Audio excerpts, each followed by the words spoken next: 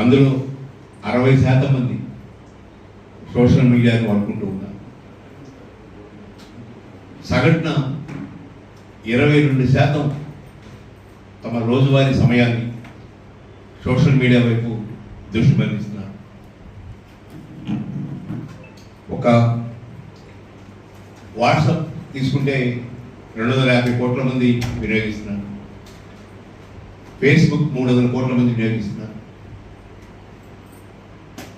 Instagram 200 కోట్ల మంది వినియోగిస్తున్నారు. అంటే ఒక్కొక్కరు 2-3 వినియోగిస్తున్నారు ఉన్నారు.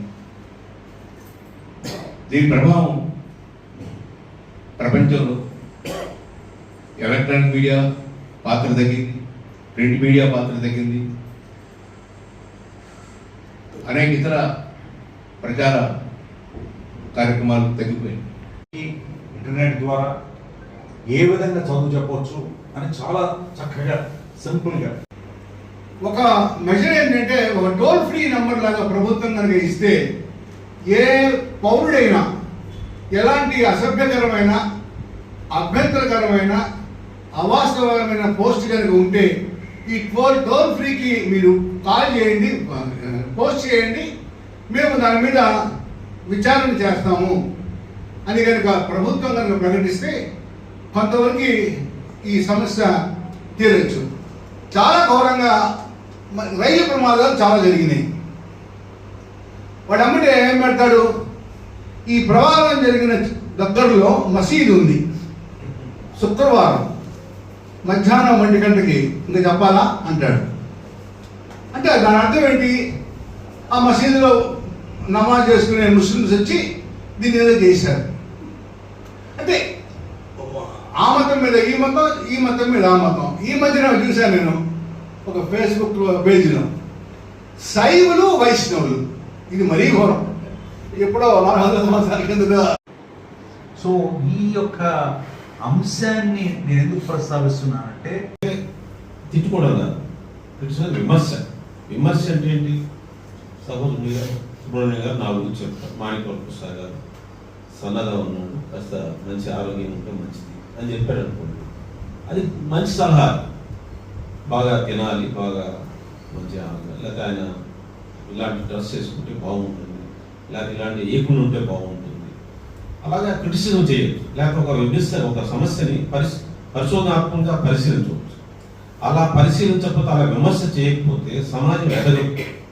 అందులో విమర్శ అనేది డిబేట్ లాంటిది, విమర్శ అనేది వాద ప్రతివాదాలు లాంటిది.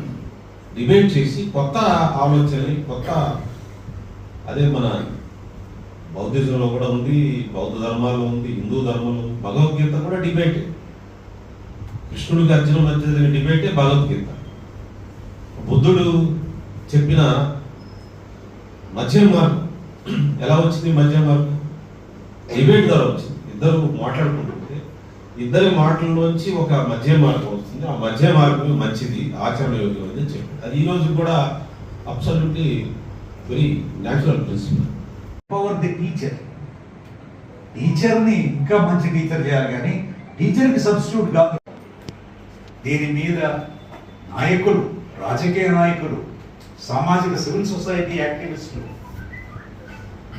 మీడియా, ప్రజలు, తల్లిదండ్రులు, ఇది అందరి కలెక్టివ్ రెస్పాన్సిబిలిటీ. మనం డ్రగ్స్ గురించి మాట్లాడుతున్నాం ఇది జనరల్గా న్యూస్ పేపర్లో.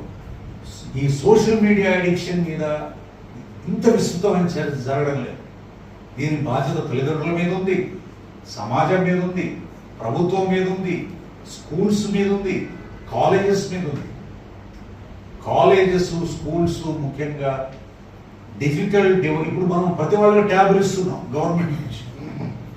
ట్యాబ్లు ఇచ్చి ఇదిగోండి మీరు చదువుకో అంటే టీచర్ గారు అవసరం లేదు, ట్యాబ్ వలన ట్యాబే టీచర్ అయిపోతారు. దీని మీద ఖాన్ అకాడమీ నడిపే ఖాన్ గారు ఆయన పుస్తకం రాశారు.